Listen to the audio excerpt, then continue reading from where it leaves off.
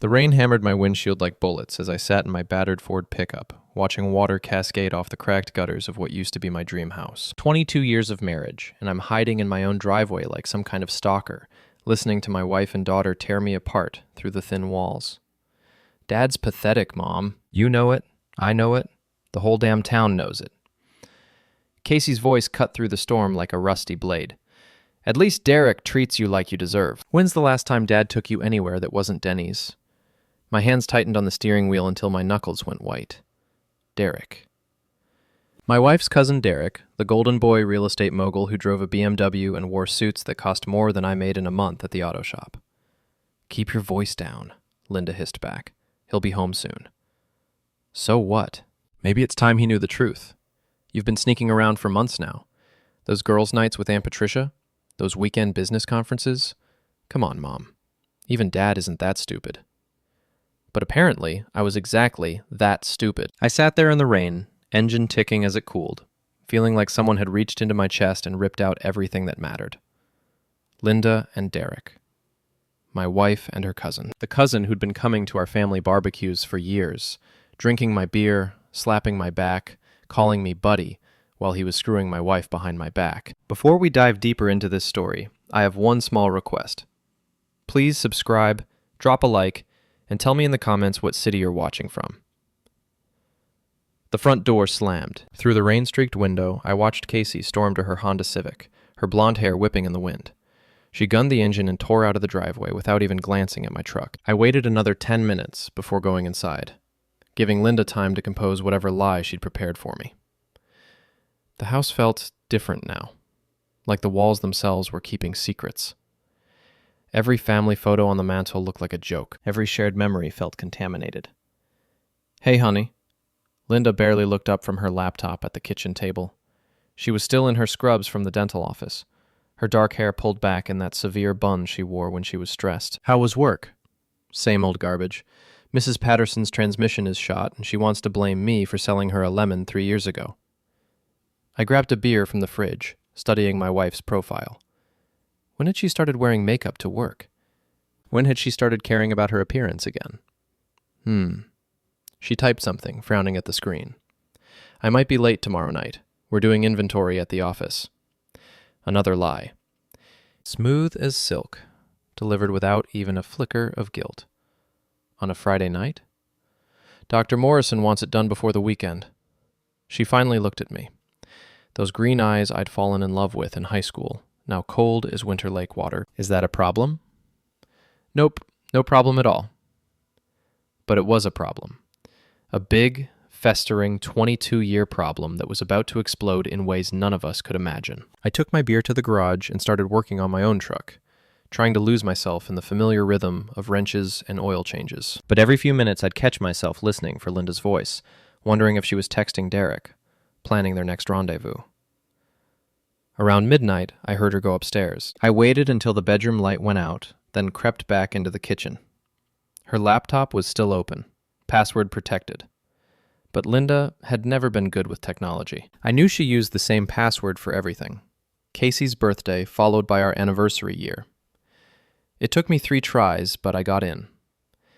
The email thread was right there in her recent messages. Derek_Hartwell at premiumrealty.com. Dozens of messages going back 6 months. I clicked on the most recent one, dated just 2 hours ago. Can't wait for tomorrow night. Same hotel? I've missed you so much, Lynn. These family dinners are torture, pretending we're just cousins when all I want to do is hold you. Linda's response. Room 247. I told him I'm working late. We have all night this time. I love you too. I scrolled through more messages, each one a knife twist in my gut. Photos I didn't want to see. Plans for weekend getaways. Discussions about leaving their spouses. Derek was married too, to sweet, naive Jennifer, who sent us Christmas cards every year and always asked about Casey's college plans. The worst part wasn't the physical aspect. It wasn't even the lies. It was how they talked about me. Derek, does he suspect anything? Linda, Tom? God number. He's too busy feeling sorry for himself to notice what's happening right under his nose. Sometimes I think he'd be relieved if I left. Then he could play the victim full time. Jennifer's the same way. Always playing house, never understanding what a real man needs. We deserve better, Lynn. We deserve each other. I printed everything. Every email, every photo, every cruel joke at my expense. The printer hummed quietly in the darkness, spitting out page after page of evidence. Evidence of what, I wasn't sure yet, but I knew I'd need it. By the time I finished, the sun was starting to rise. I hid the papers in my toolbox in the garage, then went upstairs to shower. Linda was still sleeping, her face peaceful and innocent. Looking at her, you'd never guess she was capable of this kind of betrayal. I stood in the shower, hot water beating down on my shoulders, and tried to figure out what the hell I was supposed to do next. Confront her? File for divorce? Pretend I didn't know and try to save my marriage? Or maybe, just maybe, it was time to stop being the victim they thought I was. The next morning, Linda was all smiles and coffee kisses, playing the devoted wife like she'd been practicing in the mirror. She wore a new dress, black, form-fitting, definitely not something you'd wear to count dental supplies. You look nice, I said, buttering my toast. Special occasion? Just felt like dressing up. She smoothed the fabric over her hips, and I wondered if Derek had bought it for her. Inventory can be boring. Might as well look professional. Right, professional. Casey stumbled downstairs in pajamas and attitude, grabbing a granola bar from the cabinet. At 19, she was a carbon copy of her mother. Same green eyes, same sharp tongue, same ability to cut you down without breaking stride. Dad, I need money for textbooks, she announced, not bothering with pleasantries. How much?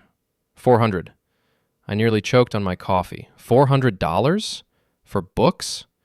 It's college, Dad, not community college. Real education costs money.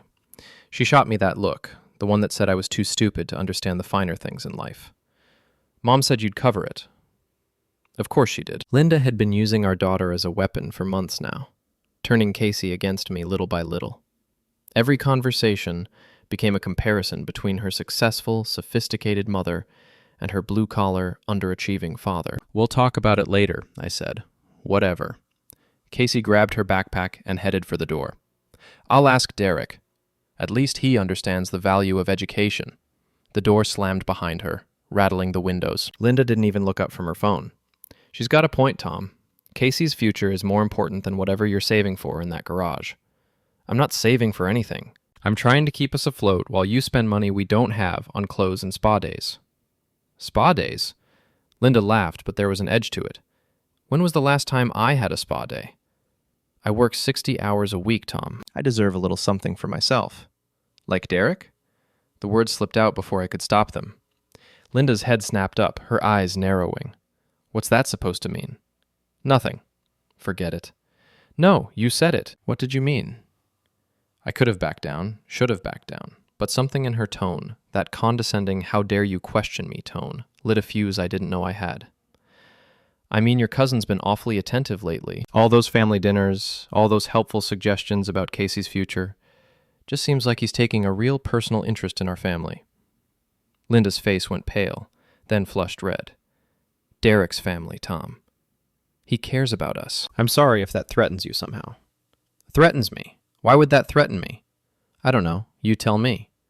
She stood up, grabbing her purse and keys. I'm late for work. Thought you didn't start until 9. I have errands to run first. She paused at the door, looking back at me with something that might have been pity. You know what your problem is, Tom?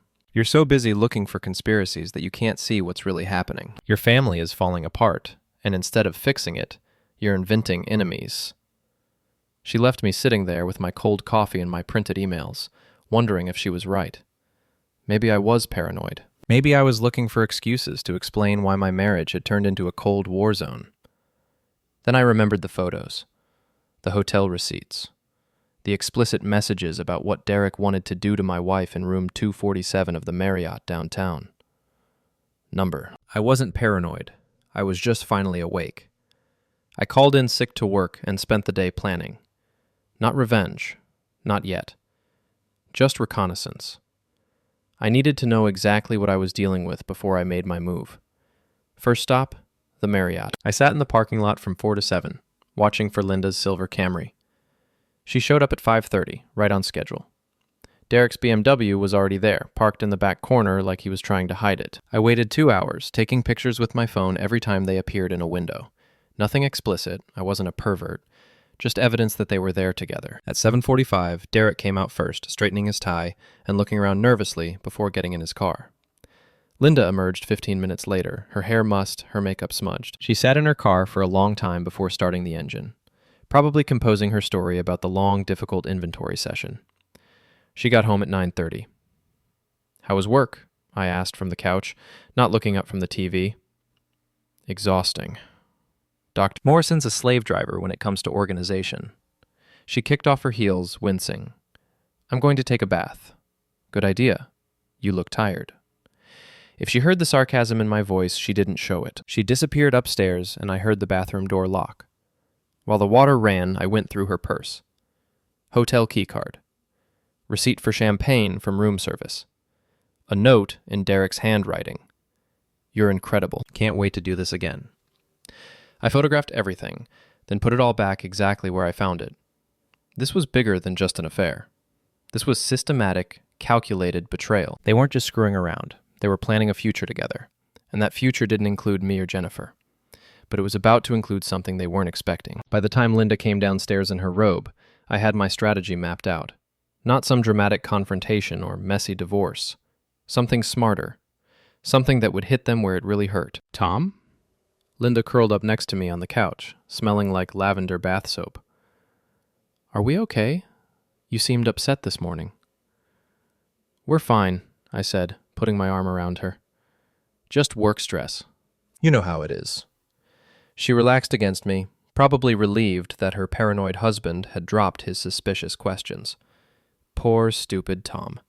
Back to being the clueless victim. Except, I wasn't the victim anymore. I was the hunter. The next few weeks fell into a routine. Linda would announce another late night or weekend commitment, I'd follow at a distance, and they'd meet at various hotels around the city. They were getting bolder, or maybe just more comfortable. Derek started coming to the house when I was supposedly at work, parking his BMW right in our driveway like he owned the place. Mrs. Patterson, next door, loved to gossip, so I started dropping by her house on my lunch breaks, ostensibly to check on her car's transmission. "That cousin of Linda's sure is attentive," she mentioned one Thursday, watering her roses while keeping one eye on my front door. "Was here yesterday afternoon for almost 3 hours. Must be helping with something important." "Yeah, he's been great." Real family man. Mrs. Patterson had been married for 50 years and divorced twice. She knew the score. "His wife seems nice too. Jennifer, right? Pretty little thing. Shame she works so much. Probably doesn't even know how helpful her husband's being." I started documenting everything. Times, dates, locations. I installed a security camera app on an old phone and hid it in the living room, angled toward the couch. The footage was better than I'd expected. Clear enough to see faces, good enough audio to pick up conversations. What I heard made my stomach turn. "God, I hate lying to him," Linda said one afternoon, curled up against Derek's chest. "But what choice do I have? Tom would never understand. He doesn't deserve you, Lynn. Never has." Derek stroked her hair, his wedding ring glinting in the sunlight from our window. "Jennifer's the same way. Small-minded, content with mediocrity. They're holding us back. Sometimes I think about just leaving, taking Casey, and starting over somewhere." "With me?" "Of course with you. We could move to California, or maybe Florida. Somewhere warm, somewhere nobody knows us." "What about the businesses? Your practice, my real estate?" "We could start over. We're both smart enough, ambitious enough. Tom would probably be relieved. One less responsibility he can't handle." They talked about me like I was a piece of furniture they were planning to throw away. Not a person with feelings. Not the man who'd worked 2 jobs to put Linda through dental school. Not the father who'd coached Casey's soccer team for 6 years. Just an inconvenience to be discarded when they were ready for their new life. But the worst part was Casey. My own daughter had become part of their plan. "She's already on our side," Derek said during one particularly painful conversation. "Casey sees what kind of man her father really is. When we make our move, she'll come with us. Hell, she'll probably be relieved to have a real father figure." "Don't say that. Tom loves Casey. Tom loves the idea of Casey, but he's never understood her. Never supported her dreams. I'm the one paying for her college applications, remember? I'm the one helping her with scholarship essays. This was news to me. I'd wondered where Casey was getting money for application fees and SAT prep courses. I'd assumed Linda was covering it from her practice income. You're right, Linda said softly. You've been more of a father to her than Tom ever was. I turned off the recording and sat in my truck, hands shaking with rage. They weren't just stealing my wife. They were stealing my daughter, too. Buying her loyalty with money I couldn't afford to match. Poisoning her against me with lies and manipulation. That night at dinner, I watched Casey differently. Saw how she lit up when Derek's name came up in conversation. Noticed how she dismissed my suggestions, but hung on every word when Linda repeated Derek's advice about colleges and careers. Derek thinks I should apply to Stanford, she announced over meatloaf. He says with my grades and the right essay, I could get a full scholarship. Stanford's expensive, I said. Even with a scholarship, the living costs would be huge. Derek says money shouldn't be a barrier to education. He says successful people find ways to invest in their future. Derek says a lot of things. Casey's eyes flashed. At least he believes in me. At least he thinks I'm capable of more than community college and a job at the mall. I never said, you didn't have to say it, Dad. It's written all over your face every time I mention my plans. You think I'm reaching too high? Just like you think Mom's too good for you. Casey. Linda's voice held a warning, but she was looking at me, not our daughter. It's true, Mom. Dad's given up on everything. His business, his marriage, his family. He's just coasting until he dies, and he wants to drag us down with him. I set down my fork carefully, fighting the urge to tell her exactly what kind of man her hero Derek really was, but that would mean revealing what I knew, and I wasn't ready for that yet. You're right, I said quietly. I have given up on some things. But not on you, Casey. Never on you. Something flickered in her eyes.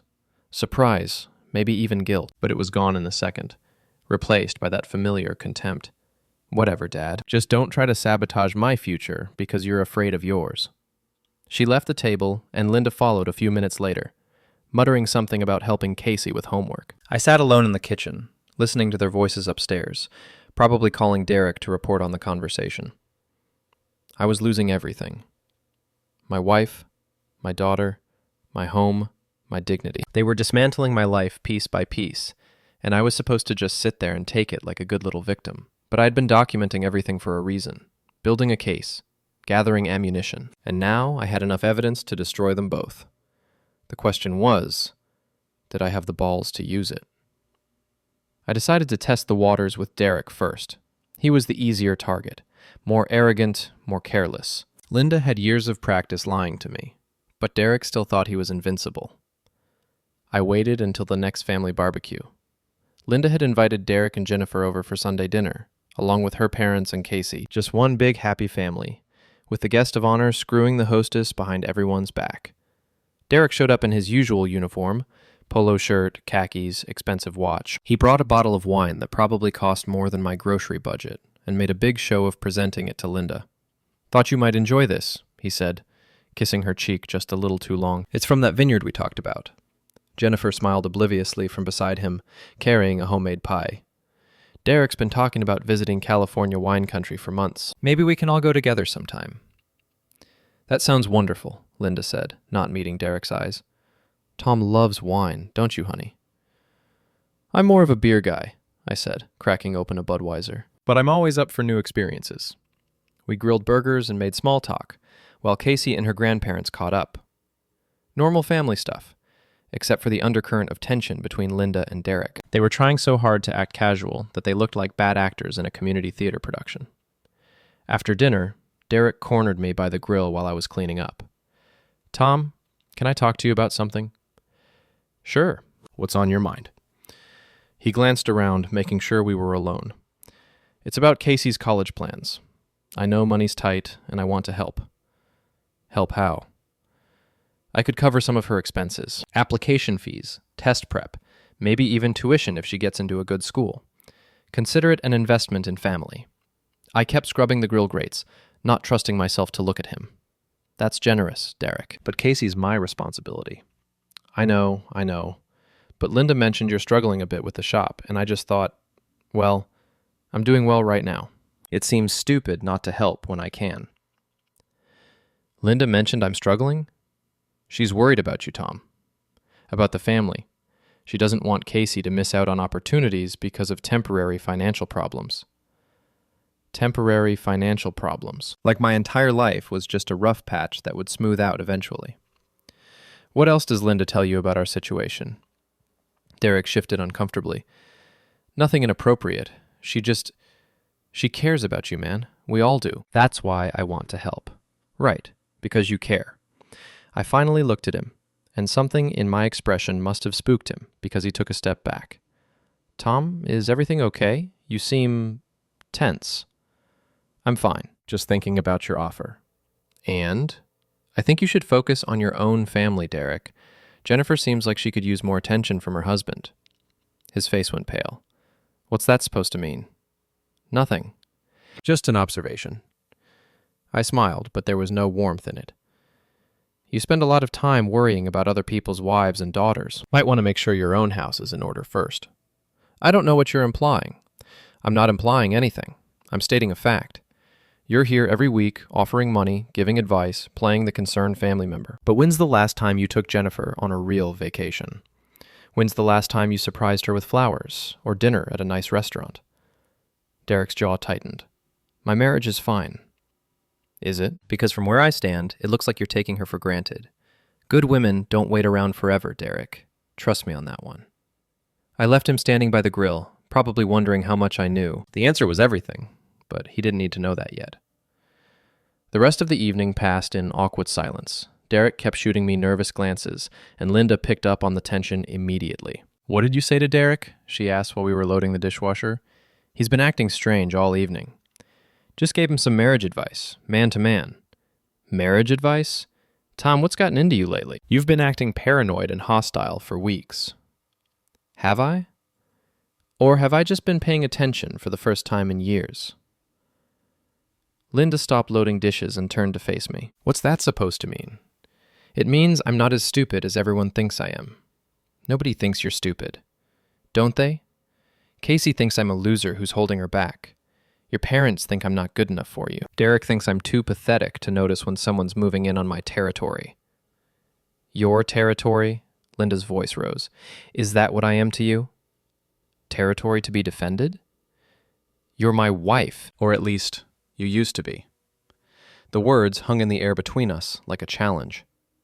Linda's face cycled through several emotions: guilt, anger, fear, defiance.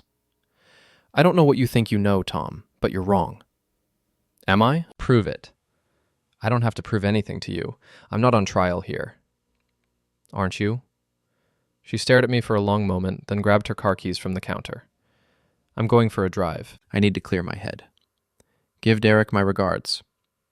She froze in the doorway, her back still to me. What did you say? I said, be careful. It's getting dark out there. Linda left without another word, and I knew she was going straight to Derek, probably to warn him that I was getting suspicious, maybe to plan their next move. But I was already 3 steps ahead of them. While she was gone, I uploaded all my evidence to a secure cloud account and made copies of everything. Photos, recordings, hotel receipts, credit card statements I'd been tracking. Enough evidence to destroy both their marriages and probably Derek's business reputation. I wasn't planning to use it yet, but when the time came, I wanted to be ready, because this war was just getting started. Linda came home at midnight with red eyes and a story about driving around to think. She'd been crying. Probably because Derek had convinced her they needed to be more careful, maybe even break things off for a while. But I knew better. People like Derek and Linda didn't give up their affairs because of a suspicious husband. They just got sneakier. Sure enough, within a week they developed a new system. Instead of meeting at hotels, Derek started renting a small apartment across town under his business name. Instead of long evening absences, Linda began taking extended lunch breaks and early morning gym sessions. She bought new workout clothes and a gym membership she never used. The clothes went straight to Derek's apartment, and the gym became her alibi for 3-hour disappearances. I might have been fooled if I hadn't already known the truth. Linda was a good liar, but she wasn't that good. She forgot small details, like the fact that her spinning class was supposedly at 6 a.m. on Tuesdays, but the gym didn't open until 5:30. or that she claimed to be sore from weight training, while her muscles showed no signs of actual exercise. Casey bought every lie without question. She was so invested in seeing her mother as the victim of an unhappy marriage that she couldn't imagine Linda might be the problem. "Mom's really trying to improve herself," she announced one evening while Linda was at her yoga class. "At least someone in this family cares about their health." "Your mom's always been health conscious," I said mildly. "Not like this. She's actually doing something about it, instead of just complaining." Casey shot me a pointed look. "Maybe you should try it sometime." Derek says physical fitness is directly related to mental health. Derek says a lot of things. Yeah, and most of them are true. Unlike some people, Derek actually follows through on his advice. He's been working out for years, and look at him. Successful, confident, attractive. Women notice that kind of thing, Dad. The irony was so thick I could have cut it with a knife. My daughter was basically telling me that my wife's lover was more attractive than I was, without having any idea what she was really saying. "You think Derek's attractive?" Casey blushed. "Not like that. Gross, Dad. He's family. I just mean he takes care of himself. He presents well. It's professional." "Right, professional. You could learn something from him. Maybe if you put some effort into your appearance, Mom wouldn't have to work out alone all the time." There it was, the subtle blame shift that Linda had been programming into our daughter for months. Everything wrong with our marriage was somehow my fault. I was too lazy, too complacent, too satisfied with mediocrity. But I was done being the scapegoat. The next morning, I called Derek's office. "Premium Realty, this is Derek Hartwell." "Derek, it's Tom. We need to talk." Silence. Then, "Tom, hi. What's up?" "I think you know what's up. Can you meet me for lunch?" "I'm pretty busy today. Make time." Another pause. "Is everything okay?" "That depends on you." "Luigi's Restaurant. Noon. Come alone." I hung up before you could argue. Luigi's was a small Italian place downtown, the kind of spot where you could have a private conversation without being overheard. I got there early and chose a corner booth with a clear view of the entrance. Derek arrived 10 minutes late, looking like he'd rather be anywhere else. He'd traded his usual confident swagger for nervous energy, his eyes darting around the restaurant like he expected an ambush. "Tom, what's this about?" "Sit down, Derek." He slid into the booth across from me, his hands fidgeting with his car keys. "Look, if this is about the college money thing, I didn't mean to overstep. I was just trying to help." "It's not about the money." "Then what?" I pulled out my phone and placed it on the table between us. On the screen was a photo I'd taken 3 days earlier. Derek's BMW parked outside his secret apartment, with Linda's Camry right beside it. Derek's face went white. "Where did you get this? Does it matter?" "Tom, I can explain. Can you? Because I've got about 50 more photos just like this one, plus hotel receipts, text messages, and some very interesting audio recordings." Derek's mouth opened and closed like a fish gasping for air. "You've been following us." "I've been protecting my family. Something you clearly don't understand. It's not what you think. It's exactly what I think. You've been screwing my wife for months, buying my daughter's loyalty and planning to destroy my marriage so you can play house with my family." "Tom, please." "Shut up." My voice was quiet, but something in my tone made Derek flinch. "I'm going to tell you exactly what's going to happen. You're going to end this affair immediately. You're going to stay away from my wife, my daughter, and my house. And you're going to figure out how to be a real husband to Jennifer before you lose her, too." "You can't tell me what to do." "Can't I?" I scrolled through my phone and showed him another photo. This one of him and Linda kissing in the apartment window. "How do you think Jennifer would react to seeing this? Or your business partners? Or the real estate board that licenses you?" Derek's face crumpled. "You wouldn't. Try me. Linda loves me. She's not going to just walk away because you're throwing a tantrum. Linda loves the idea of you, the fantasy of escaping her boring life with her boring husband. But when this all comes out, and it will come out, she'll throw you under the bus so fast it'll make your head spin. Linda's a survivor, Derek. She'll sacrifice you to save herself without a second thought." "You're wrong." "Am I?" "Then call her, right now. Tell her I know everything, and see how long it takes her to distance herself from you." Derek stared at me for a long moment, then grabbed his phone. His hands were shaking as he dialed Linda's number. "Linda? It's me. We have a problem." "Tom knows." Pause. No, he has evidence. Photos, recordings, everything. Longer pause. What do you mean, what am I going to do? What are we going to do? Another pause, this one stretching into uncomfortable silence. Linda? Linda, are you there? He looked at his phone screen, confusion and hurt written all over his face. She hung up on me. Told you so. Derek slumped in his seat, the fight going out of him all at once. What do you want from me, Tom? I want my life back, and you're going to help me get it. How? I leaned forward, lowering my voice.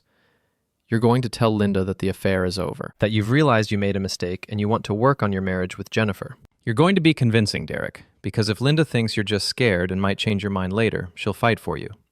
And if I don't, then I release everything. Photos, recordings, financial records showing how much money you've been spending on my wife and daughter. Your marriage ends, your business reputation gets destroyed, and Linda probably loses her job when Dr. Morrison finds out she's been using the office for personal calls and meetings. Derek was quiet for a long time, staring at his untouched sandwich. Finally, he looked up at me with something that might have been respect. You're not the man I thought you were, Tom.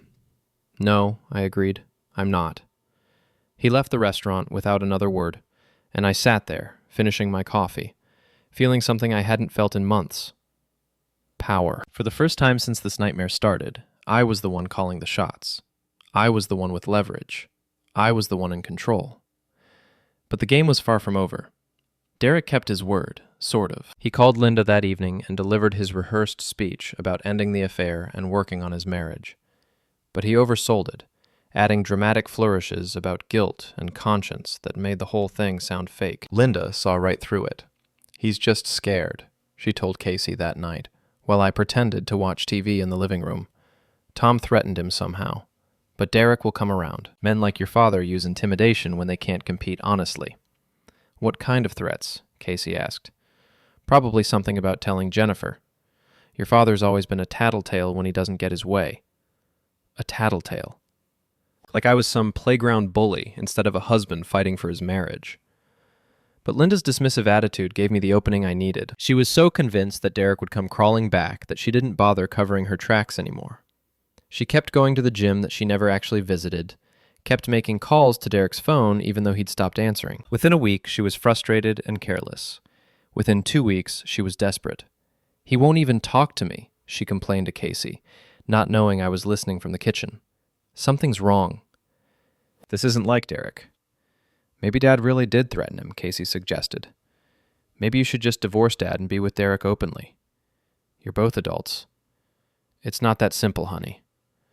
There's Jennifer to consider, and the family, and it's complicated. It's only complicated because you're making it complicated. If you love Derek, fight for him. Fight for him. My 19-year-old daughter was giving my wife advice on how to steal another woman's husband. The same daughter I'd worked 2 jobs to support, coached through soccer seasons, helped with homework every night for 12 years. That's when I decided that subtle manipulation wasn't enough. It was time for the nuclear option. I started with Jennifer.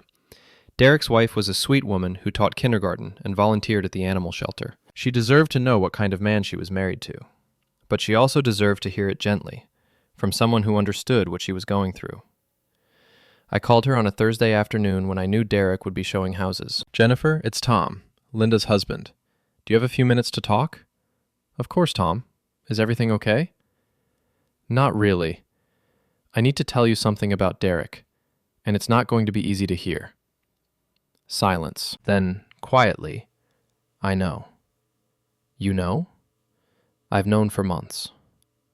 The late nights, the secret phone calls, the new clothes. I'm not stupid, Tom. I just didn't know it was Linda. I'm sorry, Jennifer. I'm so sorry. Are you going to divorce her? I don't know yet. Are you going to divorce Derek? I don't know either. It's easier to pretend everything's normal than to face the alternative. I understand. But Jennifer, there's something else you should know. They're not just having an affair. They're planning to leave us both. They want to move away together, take Casey with them, start over somewhere new. This time, the silence stretched so long I thought she might have hung up. Jennifer? Are you there? I'm here. Her voice was different now, harder. Do you have proof? Hours of it. Can you send me copies? Are you sure you want to see them? I'm sure. I emailed her everything that night. Photos, recordings, financial records, hotel receipts. 5 months of evidence that her marriage was a lie, and her husband was planning to abandon her for my wife. Jennifer called me back at midnight. I want to help you destroy them, she said, without preamble. Jennifer, no, Tom. I've been the good wife, the understanding wife, the wife who looks the other way while her husband screws around. I'm done being that woman. If Derek wants to throw away 15 years of marriage for Linda, then he can live with the consequences. What did you have in mind? Leave that to me. I know things about Derek that Linda doesn't. Business things, financial things, things that could ruin him if they came out at the wrong time. I don't want you to do anything illegal. I won't have to. Derek's been cutting corners for years, bending rules, making promises he can't keep. I've been covering for him, making excuses, helping him clean up his messes. What do you think happens when I stop doing that? I was starting to understand why Derek had been so willing to throw away his marriage. He hadn't just been cheating on Jennifer. He'd been using her as his personal damage control specialist. When do we start? We already have. I called Derek's biggest client this afternoon and told them about some irregularities in their property assessment. Turns out Derek may have inflated the value to increase his commission. May have? Definitely did. I've got the real appraisal in my files at home. Derek buried it and submitted a fake one. Jesus, Jennifer. That's just the beginning. Derek's been playing fast and loose with other people's money for years. When it all comes out, he'll be lucky if he doesn't go to jail. While Jennifer was systematically destroying Derek's business reputation, I focused on Linda. But instead of confronting her directly, I decided to let her hang herself. I started leaving evidence where she'd find it. Derek's business card with Jennifer's phone number written on the back, a printout of Derek's real estate license renewal, which showed he'd listed his status as happily married. A newspaper clipping about a real estate agent who'd been arrested for fraud. Linda found each item and jumped to the obvious conclusion, that Derek was having second thoughts, that his wife was suspicious, that their affair was putting his career at risk. She became increasingly frantic, calling Derek's office multiple times a day, driving past his house, even showing up at his real estate showings. Derek, meanwhile, was dealing with his own crisis. 3 of his biggest deals had fallen through after Jennifer's anonymous tips to his clients. The real estate board was investigating his assessment practices. His business partner was asking uncomfortable questions about missing client files. He stopped answering Linda's calls altogether. That's when Linda made her biggest mistake. She decided to force a confrontation. On a Saturday morning, while Jennifer was at her volunteer shift at the animal shelter, Linda drove to Derek's house and rang the doorbell. When he didn't answer, she used the spare key she'd apparently stolen from Jennifer's purse. I know this because Derek called me in a panic. Tom, you have to help me. Linda's lost her mind. She's in my house, going through Jennifer's things, threatening to tell Jennifer everything if I don't leave with her today. Where's Jennifer? At the shelter. She'll be back in an hour. And you want me to do what exactly? Come get Linda. Talk sense into her. She won't listen to me. Why would she listen to me? I'm just her boring husband, remember? Tom, please. If Jennifer comes home and finds Linda here, it'll destroy everything. Everything's already destroyed, Derek. You destroyed it when you decided my wife was worth more than yours. I made a mistake. No, you made a choice. Now you get to live with it. I hung up and called Jennifer. Jennifer, it's Tom. You might want to head home early today. I think you're about to have an unexpected visitor. Linda? Derek called me in a panic. Apparently, she's in your house right now, going through your stuff. Perfect. I've been hoping for a chance to meet her face to face. Jennifer, don't do anything crazy. Don't worry, Tom. I'm not going to hurt her. I'm just going to have a conversation. Woman to woman. She hung up, and I sat in my truck outside Derek's house, waiting to see what would happen next. 20 minutes later, Jennifer's car pulled into the driveway. She walked to her front door calmly, like she was coming home from any normal Saturday morning. 5 minutes after that, I heard screaming. Not violent screaming, just the sound of 2 women having the kind of argument that 15 years of marriage betrayal deserves.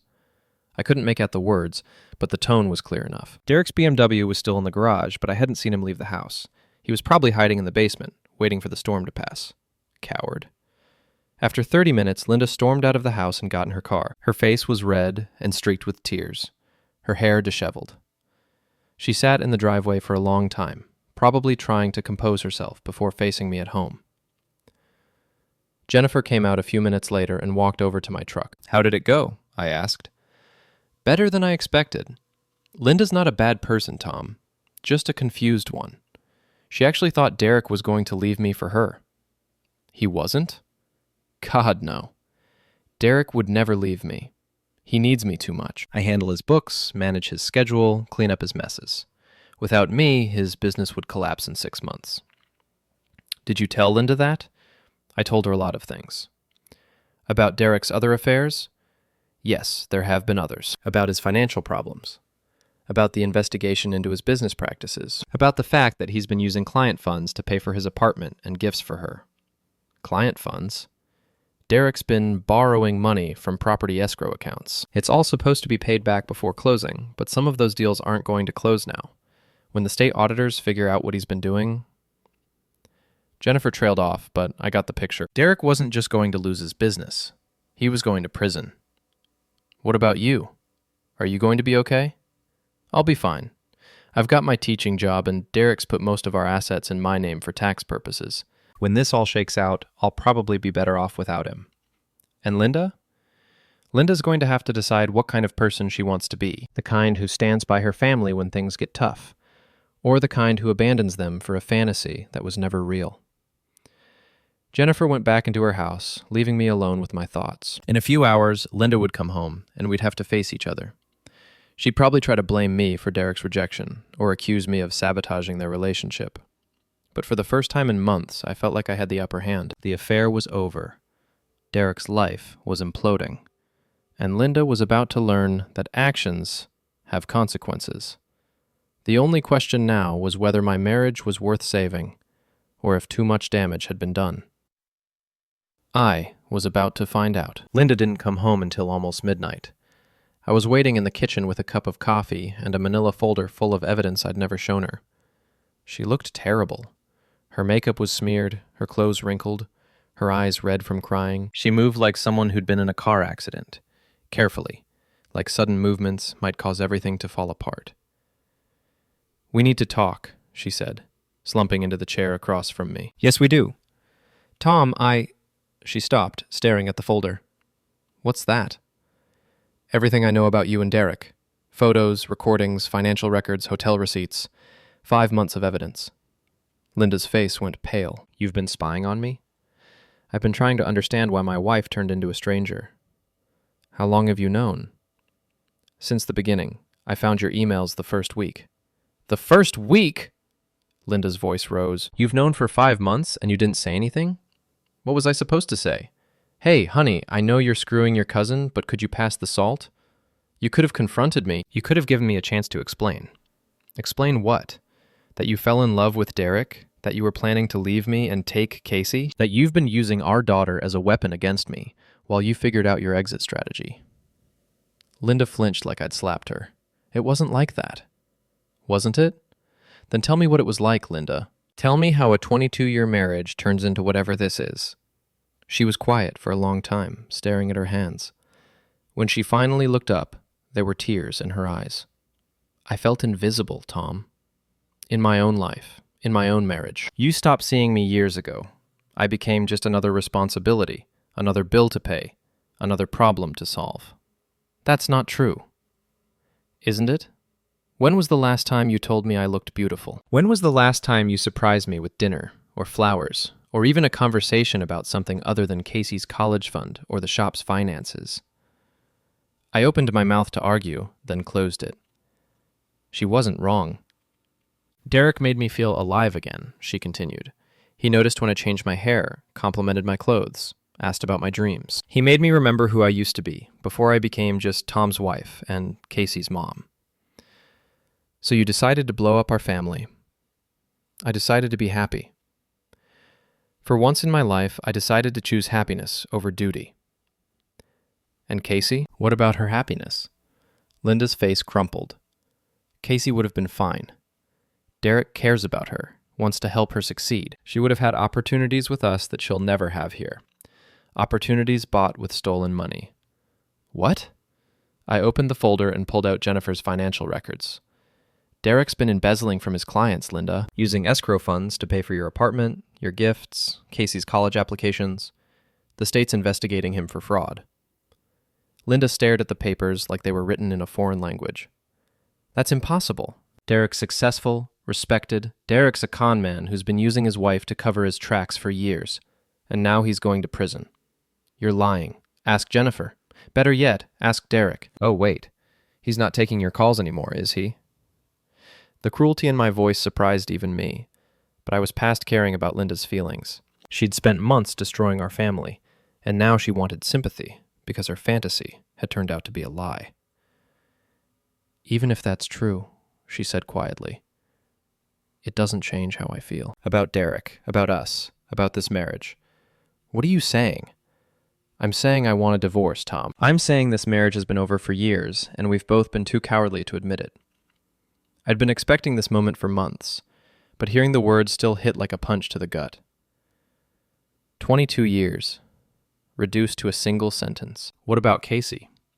Casey's an adult. She can choose who she wants to live with. And you think she'll choose you?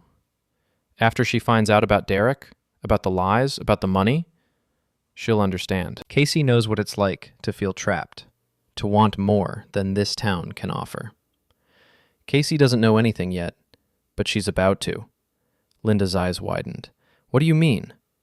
I mean, I'm done protecting you, Linda. I'm done being the villain in your story. Tomorrow morning, Casey's going to learn exactly what kind of mother she has. You can't tell her about Derek. It would destroy her. You should have thought of that before you made Derek part of her life. Before you let her think he was some kind of father figure while he was screwing you behind my back. Tom, please. Please what? Please keep lying to our daughter? Please let her keep thinking I'm the problem while you and your lover plan her future? I stood up, suddenly too angry to sit still. You want a divorce, Linda? Fine. You'll get a divorce. But it's going to be on my terms, not yours. What does that mean? It means I'm keeping the house. I'm keeping half of everything, including your practice, and Casey's going to know exactly why our marriage ended.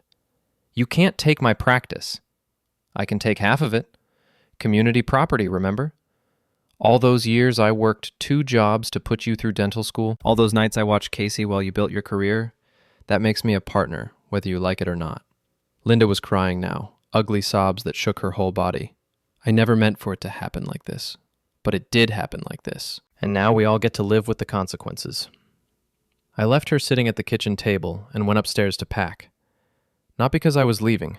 This was my house, and I wasn't going anywhere, but because Linda was going to need somewhere to go while she figured out her next move. Casey was still awake, music playing softly from her room. I knocked on her door. Come in. She was lying on her bed with her laptop, probably video chatting with friends or working on college applications. She looked so young, so innocent. In a few hours, her whole world was going to change. Dad? Is everything okay? I heard voices downstairs. Your mother and I need to talk to you in the morning. There are some things you need to know. What kind of things? Adult things, marriage things, things that are going to be hard to hear. Casey sat up, suddenly alert. Are you getting divorced? Probably. Because of Derek? The question hit me like a sledgehammer. What do you know about Derek?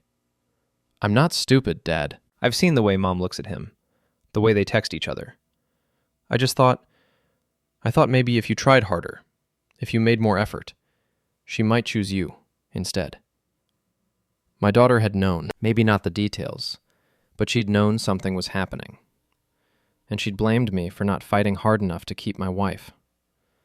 Casey, there are things about Derek you don't know. Things about your mother, too. Tomorrow we're going to have a conversation about all of it, and it's going to change how you see both of us.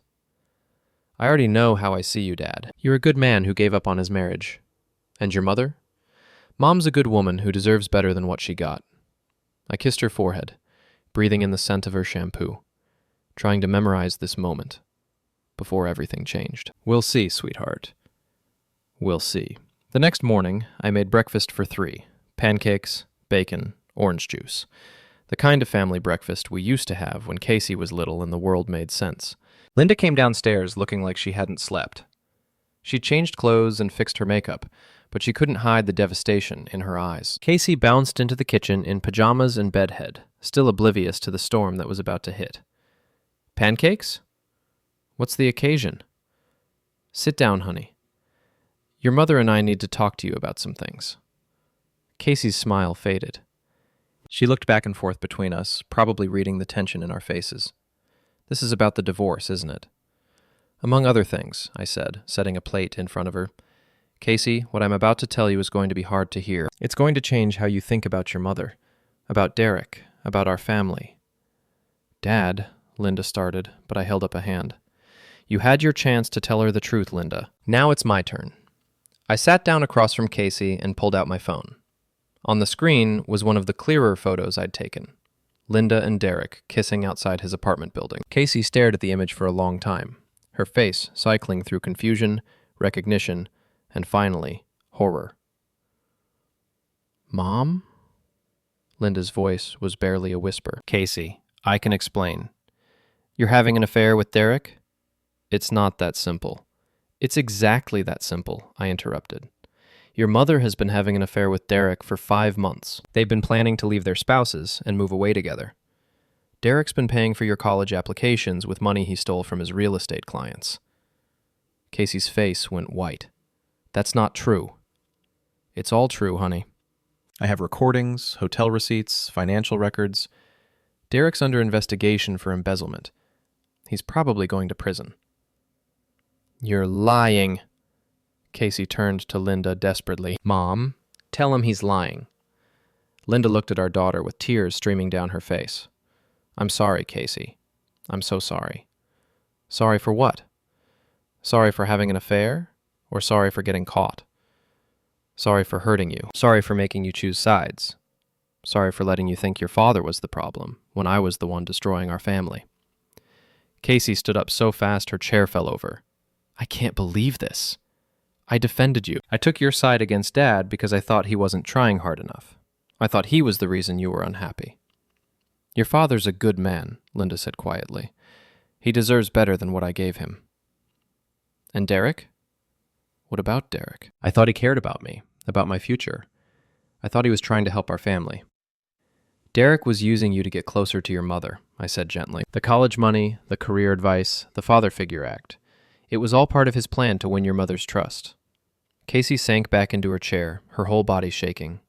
How long have you known, Dad? About the affair? Since the beginning. About Derek using stolen money? I found out yesterday. Why didn't you tell me sooner? Because I hoped your mother would come to her senses and end it. Because I wanted to protect you from this ugliness. Because I thought maybe we could work it out without destroying your relationship with your mother.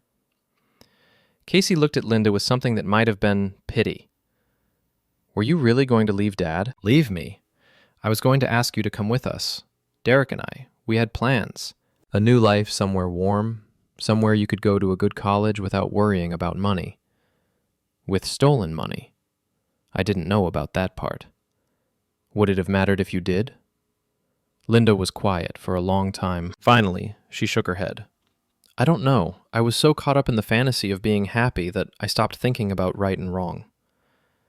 Casey stood up again, this time more slowly. I need some air. I need to think. She walked toward the door, then stopped and looked back at us. Are you getting divorced? Yes, Linda and I said at the same time. Good. You should. This marriage has been over for years, and neither of you had the courage to end it. She left us sitting at the kitchen table with our cold pancakes and broken dreams. She hates me, Linda said after Casey's car pulled out of the driveway. She's hurt. There's a difference. Is there? Tom, what am I supposed to do now?